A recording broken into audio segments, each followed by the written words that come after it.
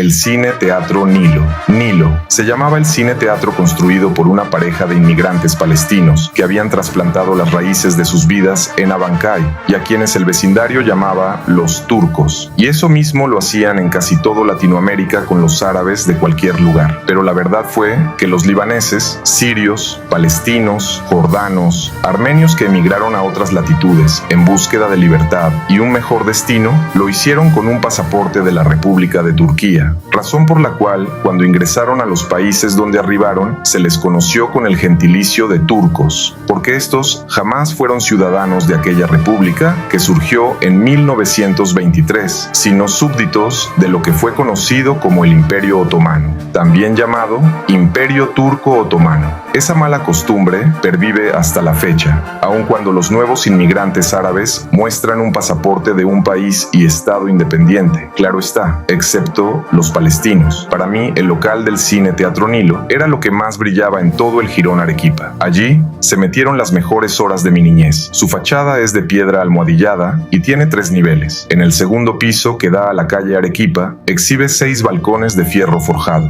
En el primer piso, pasando por la calle, tiene una vidriera y encima de ella una inscripción en piedra que reza NJ-1926. Quizás sea en homenaje a su dueño y que la fecha aluda a su llegada al Perú. En ese escaparate se pegaba el póster de la película que se estrenaba ese día y a sus costados 2 amplias puertas por donde se ingresa a un hall que tiene 2 escaleras para bajar a la platea. Detrás de la vidriera estaba la boletería con 2 ventanillas, una para los asientos de la platea y la otra para el gallinero. Además, el edificio tiene 2 puertas a sus costados, que eran la entrada a 2 tiendas. En mi niñez, la de la izquierda era una peluquería-barbería y la de la derecha era un bazar de telas, joyas y otras cosas más que vendía su dueño y que solo podían saber los varones adultos, porque se trataba de armas de fuego y sus municiones. Además, ese era el lugar de reunión de su propietario con sus paisanos, que al igual que él, habían acabado alojando sus huesos en Abancay, donde tuvieron sus hijos y sus nietos y otros numerosos turquitos más. En el hall de la entrada a la platea existían 2 gruesas barandas de fierro donde nos apoyábamos para ver en las paredes superiores los carteles de los próximos estrenos, de aventura, de guerra, de romanos, de historia sagrada, del oeste, de la selva, de Cantinflas, mexicanadas, pero también de las películas para mayores. Mientras veíamos esos carteles, gritábamos con entusiasmo como si ese asunto dependiera exclusivamente de nosotros. Esa no me la pierdo, pero vaya a saber Dios si llegarías a verla. Pero si te portabas bien, haciendo sin chistar todo lo que te pedían y te deshacías en salamerías cuando era oportuno, garantizabas tu presencia en su estreno. Sufrías todo ese suplicio, no porque tus padres eran pobres o tacaños, sino como hoy sucede con los smartphones. Ellos también tenían el prejuicio de que toda esa espectacular fantasía que ofrecía el cinema podía zumbarte el coco. Para ingresar a la platea se bajaba por 2 amplias escaleras de madera que estaban pegadas a las paredes del edificio, que a unos pocos peldaños doblaban para encontrarse en la entrada de un vestíbulo. A la mano izquierda entrando estaban los baños para hombres y mujeres, y a la derecha la sala de proyección de las películas. A la entrada de la platea te esperaba el recepcionista de los boletos, y al ingresar tras una cortina granate te tropezabas con 3 filas de butacas en bajada, y al frente un enorme telón griego que se abría para los costados y que con su color azul capri, con unas gruesas cintas doradas que lo cruzaban casi al final de su parte superior e inferior, cubría el ecrán del cinema y el escenario del teatro. Para la galería o el gallinero, el ingreso era por otra puerta que estaba ubicada a la mano derecha entrando. Era un profundo corredor en bajada de casi 2 metros de ancho, y su piso era empedrado. Cuando llegabas a un portón de madera, tenías que subir por la mano izquierda una gradería por donde llegabas a un pasadizo donde debías entregar tu boleto de entrada a la dueña, que era una viejecita de cabellos blancos, igualita a la Sarita García. Unos pasos más adelante estaba un baño rústico y a la mano izquierda empezaba la galería, donde todos felices se acomodaban y empezaban a hacer la bulla de los saludos, o a lanzar las puntas con que se hincaban los mozalbetes, especialmente cuando veían que uno de su pandilla, al lado de algunas muchachas, había ingresado a la platea para gritarle con nombre y apellido: Pancho Rodríguez, aquí está tu lugar, calientito, o Pancho Rodríguez, te has caído a la platea, ojalá y no estés herido.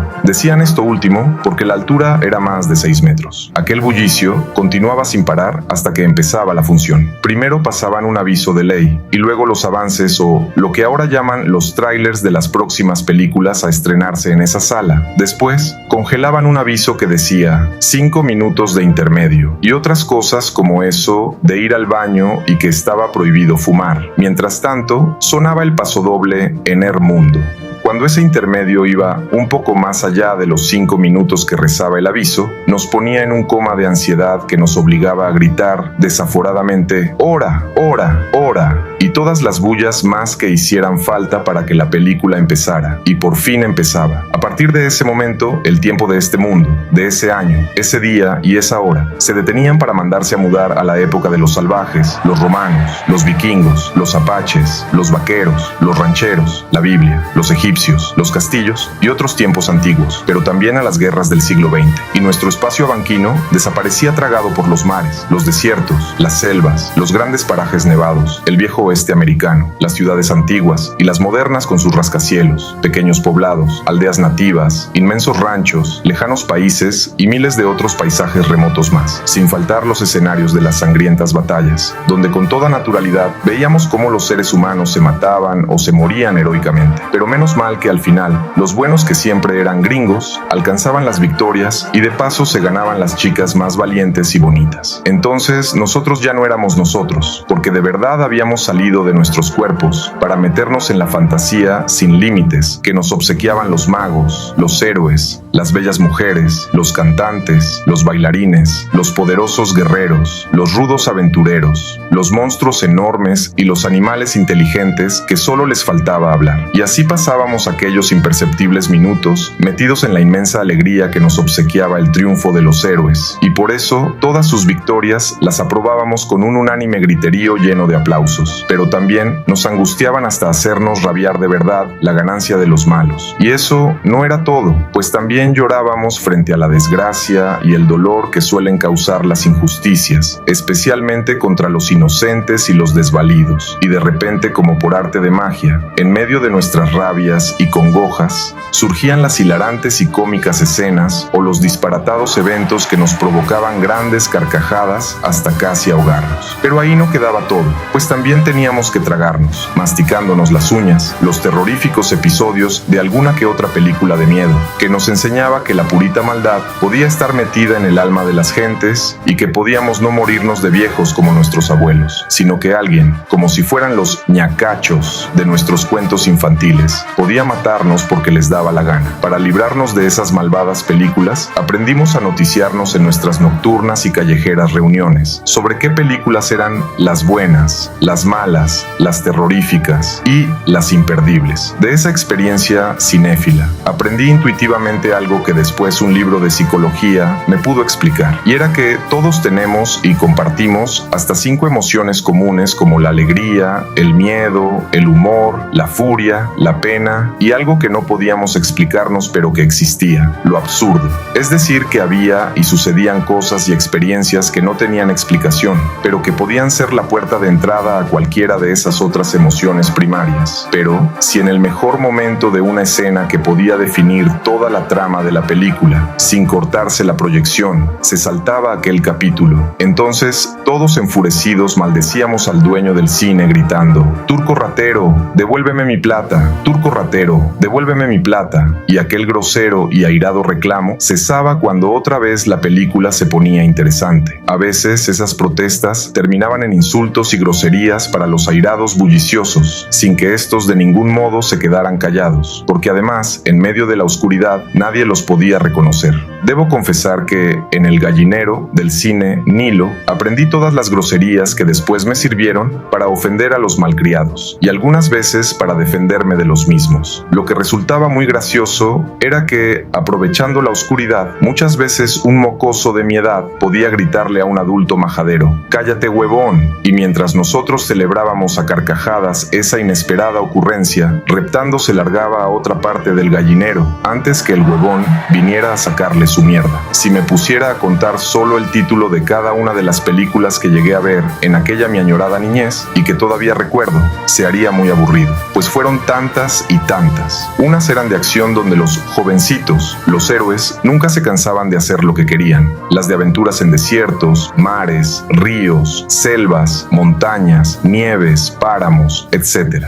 Otras eran cómicas, dramáticas o de terror. Las musicales de Joselito, que nos encantaba a los mocosos, y las de Marisol y Rocío Dúrcal a las niñas, que según ellas eran dos irreconciliables rivales. Recuerdo que también gustaban de los musicales americanos. Las de ciencia ficción, como la serial de Flash Gordon, nos alucinaban. Las guerreras, especialmente de la Segunda Guerra Mundial, con incontables tropas, gigantescos aviones bombarderos, ágiles cazas, monstruosos barcos de combate con enormes cañones y panzudos submarinos que lanzaban rapidísimos torpedos que hundían desprevenidos buques, donde los alemanes eran unos gordos tontos que solo se dedicaban a comer, fumar y a torturar prisioneros, mientras los héroes americanos, que a pesar de la oscuridad de la noche, se metían a sus bases militares, navales, aéreas y de submarinos para dinamitarlo todo, rescatar a sus compañeros y quedarse con besos y todo con las chicas más guapas de la historia. También vi las películas del oeste americano, donde el jovencito tenía el caballo más lindo, más veloz e inteligente de la película, y que desde su cabalgadura o debajo de una enorme carreta, con solo un revólver al que jamás se le acababan las balas, mataba cientos de apaches que, haciendo una bulliciosa ronda, iban montados a pelo en poderosos pintos y mustangos.